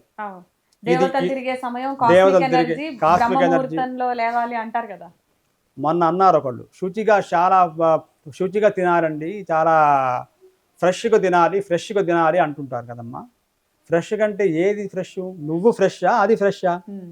ముందు మనం ఫ్రెష్ కాకుండా ఎంత ఫ్రెష్కు తీసుకొచ్చిన పదార్థం తీసుకొచ్చినా అది ఆరోగ్యాన్ని ఇవ్వదు, అనారోగ్యాన్ని ఇస్తుంది. కాబట్టి ఫ్రెష్గా ఉండాలంటే, ఫ్రెష్గా ఉండి తినాలి అంటే ఫ్రెష్గా మనం ఉండాలి. అంటే మనం శుచిగా శుభ్రంగా స్నానం చేసి తినాలి. కాబట్టి ఇవన్నీ కూడా మానవ కల్పితాలు. ఈరోజు వచ్చేటువంటి అనేక ప్రశ్నలు ఉన్నాయి. ఇట్లా దీనిలో సారం లేదు, ఇది నిస్సారమైనటువంటిది. ఏమిటి సారం అంటే అర్చన చేయండి, స్తోత్రం చేయండి, చక్కగా ఆసనం మీద కూర్చోండి, బాసిపట్లు వేసుకోండి, కళ్ళు మూసుకోండి, శుచైన ప్రదేశం చూసుకోండి, ఇటు ఈ దిక్కుండాలా, ఆ దిక్కుండాలా, ఈ దిక్కు తిరగాల, అటు తిరగాల, రాయి ముందు ఏం చేయాలి? ఏకాగ్రత మనస్సుతో స్వామిని ధ్యానించండి. అదొక్కటే ప్రధానం. కానీ ఇవాళ అనేక మంది రకరకాల ప్రశ్నలు, నిజంగా మేము కూడా చాలా వింటున్నాం, లోకంలో అడుగుతున్నారు, కానీ ఏది చేయాలో అది చేయకుండా మిగతావన్నీ చేస్తున్నారు. అందువల్ల ఫలితం అనేది శూన్యం. చేయవలసింది చేస్తే మిగతావన్నీ పారదోలు పడతాయి. ఎట్లయితే లైట్ వేస్తే చీకటి పోతుందో, చీకటి ఉందంటే అర్థం ఏమిటి? ఇంకా లైట్ వేరేదని అర్థం. కాంతి లేదని అర్థం. అది కాబట్టి జ్ఞానం అనేటువంటిది ఉద్భవిస్తే అజ్ఞానం అనే చీకటి ఆటోమేటిక్గా పోతుంది. ఇంకొక పాయింట్ ఏంటంటే ప్రతి పండగకి ప్రతి సంవత్సరం ఒక విశిష్టత చెప్తూ ఉన్నారు ఈ మధ్య కాలంలో, మీరు చూస్తున్నారు. అవును. అయితే ఈసారి వచ్చే శివరాత్రికి ఏమైనా ప్రత్యేకత ఉందా? అట్లేం లేదండి. ఆ ప్రత్యేకత అనేది ఉగాదికి వస్తుంది. మామూలుగా ఉగాదికి ప్రతి సంవత్సరం మనకు కొత్త తెలుగు సంవత్సరం పేర్లు వస్తూ ఉంటాయి. ఆ పేరు చేంజ్, అప్పుడు ఉండేటువంటి క్యాబినెట్ ఎవరైతే రాజు మంత్రి వీళ్ళు ఎట్లయితే ఉంటారో అది ప్రతి సంవత్సరం మారుతూ ఉంటుంది. అంతే తప్ప శ్రీరామనవమి వచ్చినా కూడా ఉగాది తర్వాత 9వ రోజు వస్తుంది. మహాశివరాత్రి వచ్చినా కూడా అది మాఘమాసంలోనే వస్తుంది. కాబట్టి ఇందులో మార్పు చేర్పు ఏమీ లేదు. ఇవి రకరకాల పేర్లు పెట్టుకొని మహాశివరాత్రి ఆదివారం వచ్చింది కాబట్టి ఇంత గొప్పదని, మహాశివరాత్రి శుక్రవారం వచ్చింది కాబట్టి ఇంత గొప్పదని, ఇవన్నీ కూడా ఇప్పుడు ప్రస్తుతం అంటే ఒక రకంగా చెప్పాలంటే మీడియా వచ్చిన తర్వాత ఈ ఆధునికమైనటువంటి కాలంలో ఒక గురువు ఒక మార్గం లేనటువంటి వాళ్ళకు వస్తున్నటువంటి సందేహాలు. మన తల్లిదండ్రులకు రాలేదు, మన ప్రాచీనులకు రాలేదు. ఇప్పుడు మనం కూడా ఒక పద్ధతి ప్రకారం ఉన్నవాడు ఎవడైనా కూడా మనం ఏది మన తల్లిదండ్రులు ఉపదేశించారో మనం అదే చేస్తూ ఉన్నాం. కొత్తగా ప్రారంభం చేసే వాళ్ళకి ఇవన్నీ రకరకాలమైనటువంటి ఊహాగానాలు వినడం వల్ల ఎప్పుడు శివరాత్రి వచ్చినా మంగళదాయకం, ఎప్పుడు శివరాత్రి వచ్చినా మహా పవర్ఫుల్. అది మీరు 2011లో అమెరికాకు వెళ్ళిపోయారు. అయితే మరి ఇక్కడి పద్ధతులు అక్కడి పద్ధతులు చూసుకుంటే ఈ మధ్య ఏ పండగ రానివ్వండి, అసలు ఈ భారతదేశంలో కంటే ఎన్ఆర్ఐలు అక్కడ స్థిరపడ్డ తెలుగు వారు ఎవరైతే ఉన్నారో వాళ్ళు చాలా గ్రాండ్గా సెలబ్రేట్ చేసుకోవడం చూస్తూ ఉన్నాం మనం. సో ఈ శివరాత్రికి మీరు ఇక్కడ ఉన్నారు, డిఫరెన్స్ ఎట్లా ఉంది, అక్కడ ఎలా ఉంటుంది? అంటే మహాశివరాత్రి ఎక్కడున్నా కూడా శివుణ్ణి ధ్యానించడమే. అమెరికా అనేది భూమి మీదనే ఉంది, భారతదేశం అనేది కూడా భూమి మీదనే ఉంది. ఇది తూర్పు వైపు ఉంది, అది పశ్చిమం వైపు ఉంది. అసలు ఈ 14 లోకాలే శివుడి యొక్క కడుపులో ఉన్నప్పుడు ఇంకా ఇప్పుడు ఈ ఊరు పక్క ఊరు లాగా ఆయన దృష్టిలో ఇది. మనకంటే ఇంత సప్త సముద్రాల అవతల అనుకుంటున్నాం కానీ ఎక్కడ ఆయనకేముంది రెప్పపాటు శివుడికి. కాబట్టి అక్కడ మీరు అన్నట్టు అమెరికాలో ఇప్పుడు చెప్పాలంటే భారతదేశంలో కన్నా కూడా ఎక్కువగా భక్తి శ్రద్ధలతో మన ధర్మాన్ని తెలుసుకొని, ముఖ్యంగా యువతకు భగవద్గీత కానివ్వండి, మన స్తోత్రాలు కానివ్వండి, మన వేదాల్లో ఉన్నటువంటి విజ్ఞానాంశాలు కానీ, అక్కడ చాలామంది ఇంగ్లీష్ మీడియమే ఉంటుంది అక్కడ. వాళ్ళ చదువుతున్నప్పటికీ మన యొక్క ఈ వేదాలు శాస్త్రాల్లో ఉన్నటువంటి గొప్పతనం, సనాతనమైనటువంటి ఈ వేద ధర్మంలో ఉన్నటువంటి ఈ సంస్కృతిలో ఉన్న గొప్పతనం అనేది తెలుసుకొని ఆచరిస్తున్నారు. కాబట్టి అక్కడ ఏది చేసినా ఘనంగా చేస్తారు. అంటే అవి మరి చాలా ఘనమైనటువంటి దేశాలు కాబట్టి అందరూ భక్తి శ్రద్ధగా చేస్తున్నారు. అక్కడ కూడా శివుణ్ణి కానివ్వండి, విష్ణువుని కానివ్వండి, ఏ దేవుణ్ణైనా సరే మన ధర్మాలు ఎంతవరకు మ్యాక్సిమం పాటించగలిగితే అంతవరకు పాటిస్తున్నారు. అయితే భారతదేశంలో అక్కడ చూసి ఇప్పుడు మేము ఇక్కడ చూసిన తర్వాత ఏమనిపిస్తుందంటే, అరే ఇక్కడ ఇంత అవకాశం ఉన్నా కానీ వీళ్ళు భగవంతుడిని ఉపయోగించుకోవట్లేదే, ఆయన దగ్గర మన గుడి ఇంటి పక్కన ఉన్నా కూడా వెళ్ళి ఆయన కాసిన పాలు పోసి ఒక బిలవదళం పెట్టి హరహర అని చెప్పి అనట్లేదే, ఒక దీపం పెట్టట్లేదే, ఆకలి కొన్నవాడికి ఒకడికి అన్నం పెట్టట్లేదే అని చెప్పి కొంచెం బాధ అనిపిస్తూ ఉంటుంది ఎక్కడున్నా కూడా. కానీ భారతదేశంలోనే సౌలభ్యం ఎక్కువ. మీకు అడుగడుగున శివుడు ఉంటాడు, శివుడు లేనటువంటి ఊరు ఉండదు సాధారణంగా. కాబట్టి ఇక్కడ ఒక బిల్వ వృక్షం లేనటువంటి ఊరు ఉండదు. అమెరికాలో బిల్వ వృక్షాలు ఉండవు. ఇక్కడ నుంచి వచ్చినటువంటి బిల్వ దళాలని అక్కడ కొనుక్కొని దేవుడికి పెడుతూ ఉంటారు భక్తిగా. కాబట్టి ఇక్కడ సౌలభ్యం ఎక్కువ. కానీ ఇక్కడ ఏంటంటే అక్కడ గాలి ప్రస్తుతం ఇక్కడ సోకింది, ఇక్కడ గాలి అమెరికాకి సోకడం వల్ల వాళ్ళంతా ఆధ్యాత్మిక భావాలతో ఉన్నారు, ఇక్కడ వాళ్ళంతా కూడా కొంత పాశ్చాత్యమైనటువంటి భావాలతో ఉన్నారు. కొంత యువతరం మారాలి. ఈ వేదాలు పఠించేటువంటి సంస్కృతి ఇక్కడ ఎట్లా ఉంది, అక్కడ ఎట్లా ఉంది, నేర్చుకోవాలన్నటువంటి తపన కానీ ఇవన్నీ మీరు చూస్తున్నారు. సో ఆసక్తి పెరిగిందా, తగ్గిందా, ఎట్లా ఉంది, ఎలా ఉండాలంటారు? అసలు దేని మీద ఆసక్తి ఉండాలో దాని మీద లేదు, దేని మీద ఉండకూడదో దాని మీద ఉంది. అంటే వేదాల పఠన అనేది ఇప్పుడు అందరూ మేము చెప్పాలనుకుంటున్నాం. కానీ ఆ వేదం చెప్పాలనుకోవడం మంచిదే, కానీ దానికి ఒక స్వరం, ఒక విధానం, ఒక గురువు గారు, ఒక ఉచ్చారణ, ఒక నియమం అనేవి ఉంది. ఇప్పుడు చాలామంది మన భారతీయులు తీసేద్దాం, భారతీయేతరులు వాళ్ళు కూడా చక్కగా స్పష్టంగా నేర్చుకుంటున్నారు. ఎంత అద్భుతం అంటే మనం ఆనందిస్తాం వాళ్ళు చదువుతుంటే. అంటే వేరే వాళ్లకు దీని మీద ఇంత జ్ఞానం కలిగి దీన్ని నేర్చుకోవాలని వాళ్ళు వేషధారణ మొత్తం మార్చుకున్నారు. ఈ చదివేటువంటి వాళ్ళు మన భారతీయులు కాదు. విదేశాల్లో అక్కడ పుట్టి మన సంస్కృతి ఏమాత్రం ఒక ఆవగింజంతా కూడా తెలియకుండా ఉండేటువంటి వాళ్ళు చక్కగా శిరస్సును ముండనం చేసుకొని శిఖాధారణ చేసి వాళ్ళు నిలువునామము విభూతి రేఖలో పెట్టుకొని మెళ్ళో మాలలు వేసుకొని రుద్రాక్షమాలలు చేతికి కట్టుకొని వాళ్ళు అత్యద్భుతంగా ధ్యానము యోగా వేదము అభ్యాసం చేస్తున్నారు. కాబట్టి సంస్కృతి అనేటువంటిది ఈనాడు వేదం మీద అందరూ ఫోకస్, అందరి మీద యోగం మీద అందరూ ఫోకస్. అక్కడ మాకు అమెరికాలో యోగా దినోత్సవం ఉంది, ప్రపంచ యోగా దినోత్సవం. మన నరేంద్ర మోడీ గారు వచ్చినప్పుడు యోగా ఆయన 9 రోజులు కఠిన ఉపవాసంగా ఉన్నారు. వేదాల్లో కూడా ఎంతమంది స్టూడెంట్స్ ఉన్నారండి అక్కడ? మాకు దగ్గర అన్ని స్టేట్లలో మాకు విద్యార్థులు ఉన్నారు. అక్కడ 50 రాష్ట్రాలు ఉన్నాయి అక్కడ అమెరికాలో. 50 రాష్ట్రాల్లో 50 రాష్ట్రాల నుంచి మాకు విద్యార్థులు ఉన్నారు. అందరూ కూడా ఇక్కడ టంక్షన్ డాట్ టు డాట్, ఎంత టైం అంటే ఆ టైం ప్రకారంగా ఉంటారు తప్ప ఒక్క నిమిషం కూడా అటు జరగదు. ఒక మన నిమిషం దగ్గర మార్పు రావాలి, వేదాలు నేర్చుకోవాలనేటువంటి ఉత్సాహం, ఇంట్రెస్ట్, ఆ interest. ఉత్సాహం రావాలంటే ఏం చేయాలంటారు? ప్రభుత్వ పరంగా ఏమైనా చర్యలు తీసుకోవాలా, లేదంటే మనలోనే మార్పు రావాలా, ఏంటి అసలు? అంటే ప్రభుత్వాలు కూడా కొంత ప్రోత్సహించాలి, కానీ దానికన్నా ముఖ్యంగా మనలోనే మార్పు రావాలి. ఏ వర్గంలో ఉన్నటువంటి వాళ్ళు ఆ వర్గంలో ఆ దగ్గరలో ఉన్నటువంటి కేంద్రాలు వాటి ద్వారా కొంచెం ఫోకస్ చేసి వీటిని మనం నేర్చుకోవాలి, అధ్యయనం చేయాలి. అట్లాగే దాన్ని పోషించేటువంటి శక్తి ఉన్నటువంటి వాళ్ళు పూర్వకాలంలో ఈ విద్యలను ఎందుకు బాగున్నాయంటే రాజులు, మహారాజులు, జమీందారులు, చక్రవర్తులు ఉన్నారు. ఇప్పుడు ఇవన్నీ చదువుకుంటే ఎవరు పోషిస్తారు? ఎవరు పోషించరు. దీనికి ఏం పెద్ద ఉద్యోగం వెంటనే మీకు రాదు. కాబట్టి దాని ద్వారా కనుమరుగైపోతుంది. దాన్ని పోషించేటువంటి సామర్థ్యం కలిగిన వారు సమాజంలో ఎవరైతే ఉన్నారో వాళ్ళు నడుము బిగించి అందరూ ఈ యొక్క వేద విద్యని, మన భగవద్గీతని, మన స్తోత్రాలని, మన యొక్క సంస్కృతి సంప్రదాయాలని అధ్యయనం చేయడానికి సమాజం కూడా తోడ్పాటును అందిస్తే తప్పకుండా భారతదేశంలో అందరూ కూడా ఈ మార్గంలో నడిచి సుఖ సంతోషాలతో ఉంటారు అని చెప్పడంలో ఏమాత్రం కూడా సందేహం లేదు. ఇక చివరిగా శివరాత్రి సందర్భంగా ప్రేక్షకులకి ఏం చెప్పాలనుకుంటున్నారు? మీ ఇద్దరు కూడా చక్కగా అవైలబుల్ గా ఉన్నారు మాకు ఇండియాకి వచ్చి. ఒక చిన్న రహస్యం, చాలా మంచి మాట అడిగారు. అయితే శివరాత్రి అంటే విదేశాలకు ప్రయాణం చేసిన వాళ్ళకి తెలుస్తుంది. ఇప్పుడు చెప్పే మాట మనం అమెరికా లాంటి లేదా ఆస్ట్రేలియా లాంటి దూర దేశాలకు వెళ్ళినప్పుడు మనకు టైం ఫ్రేమ్ ఇస్తాడు. టైం జోన్ అది ఎలా ఉంటుందండి? ఖచ్చితంగా మీరు చూసారా? శివలింగం లాగా ఉంటుంది. చూసారా, గమనించారు? మీరు ప్రయాణం చేసిన వాళ్ళకే తెలుస్తుంది. ఇది ఎవరైతే దూర దేశాలకు ప్రయాణం కాకుండా వెళితే ఫ్లైట్ లో టైం జోన్ ఇస్తాడు, టైం మ్యాప్ ఇస్తుంది. ఆ మ్యాప్ ఎగ్జాక్ట్లీ శివలింగం లాగా ఉంటుంది. అది ఒకటి ఏంటంటే వెలుగు, దినం అంటే సూర్యకాంతి ఉన్నదేమో తెల్లగా ఉంటుంది, చీకటి ఉన్నది నల్లగా ఉంటుంది. అదే శివుడు, అమ్మవారు. అమ్మవారికి కాళి అని పేరు. కాళి అంటే నల్లగా ఉండేటువంటిది. అది ఆ వెలుగు లేనటువంటి ఇంకొక శివ, అది కూడా శివలింగం లానే ఉంటుంది. ఇది ఇట్లా ఉంటే ఇది ఇట్లుంటుంది ఆ టైం జోన్. కాబట్టి ఆ వెలుగే శివుడు, అంటే అంతా శివమయం. కాబట్టి శివుణ్ణి ఎక్కడి నుంచి అయినా, అమెరికా కావచ్చు, ఆస్ట్రేలియా కావచ్చు, ప్రపంచ భూమి ఎక్కడైతే ఆ టైం జోన్ అనేది ఉందో అంతా ఆయనే.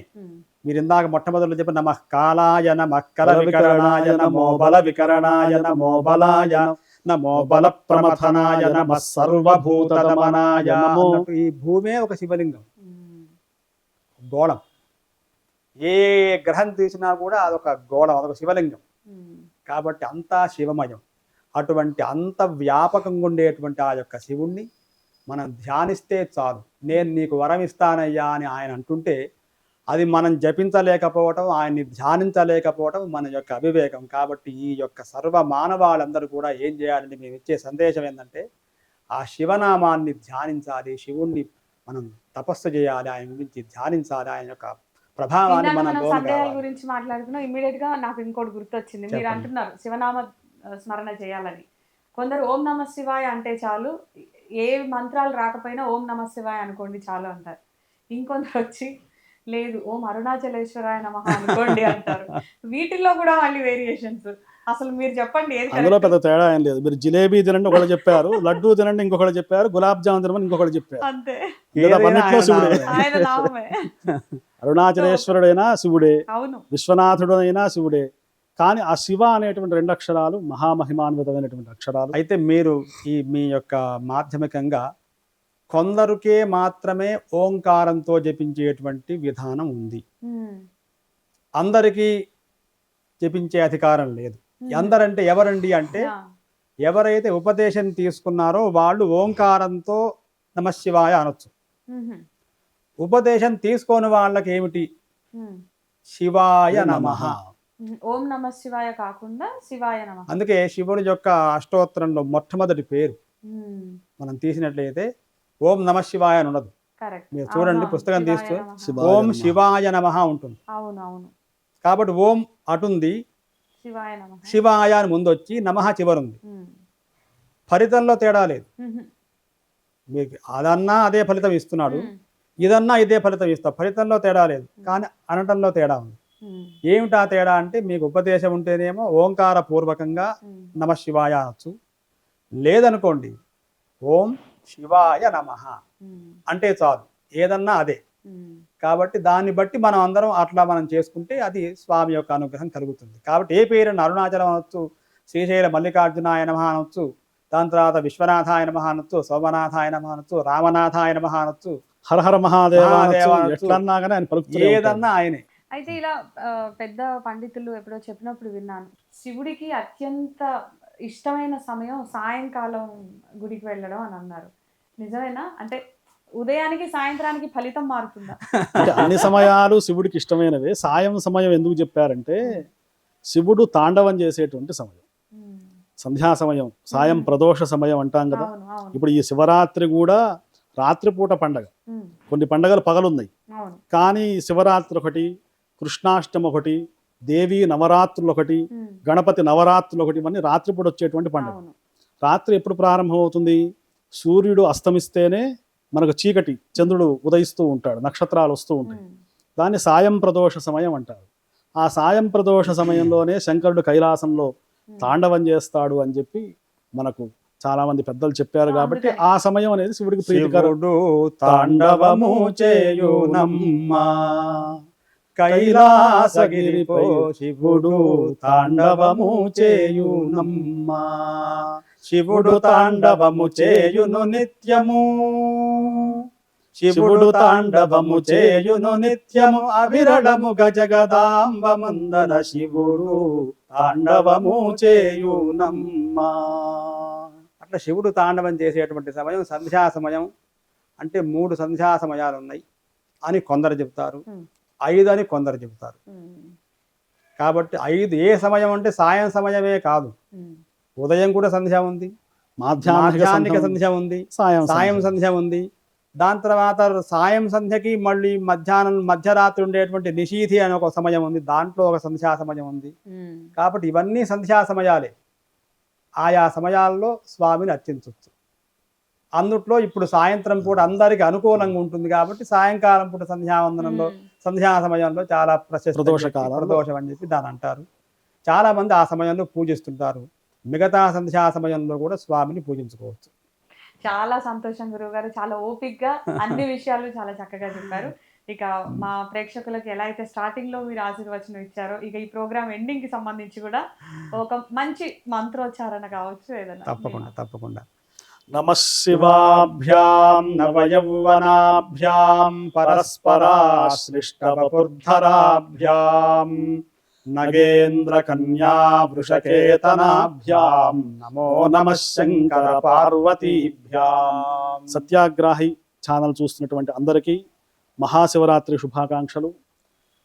భోళాశంకరుడి యొక్క అనుగ్రహం ఈ కార్యక్రమాన్ని నిర్వహిస్తున్నటువంటి మీకు, మీ టీంకు, మీ యాజమాన్యానికి అందరి మీద కూడా పార్వతీ పరమేశ్వర్ల యొక్క దివ్యానుగ్రహంతో అందరూ సుఖ సంతోషాలతో ఉండాలి, భారతదేశం సర్వతోముఖాభివృద్ధిని సాధించాలని చెప్పి మనఃపూర్తిగా కోరుకుంటూ హర నమః పార్వతీపతయే హర హర మహాదేవ.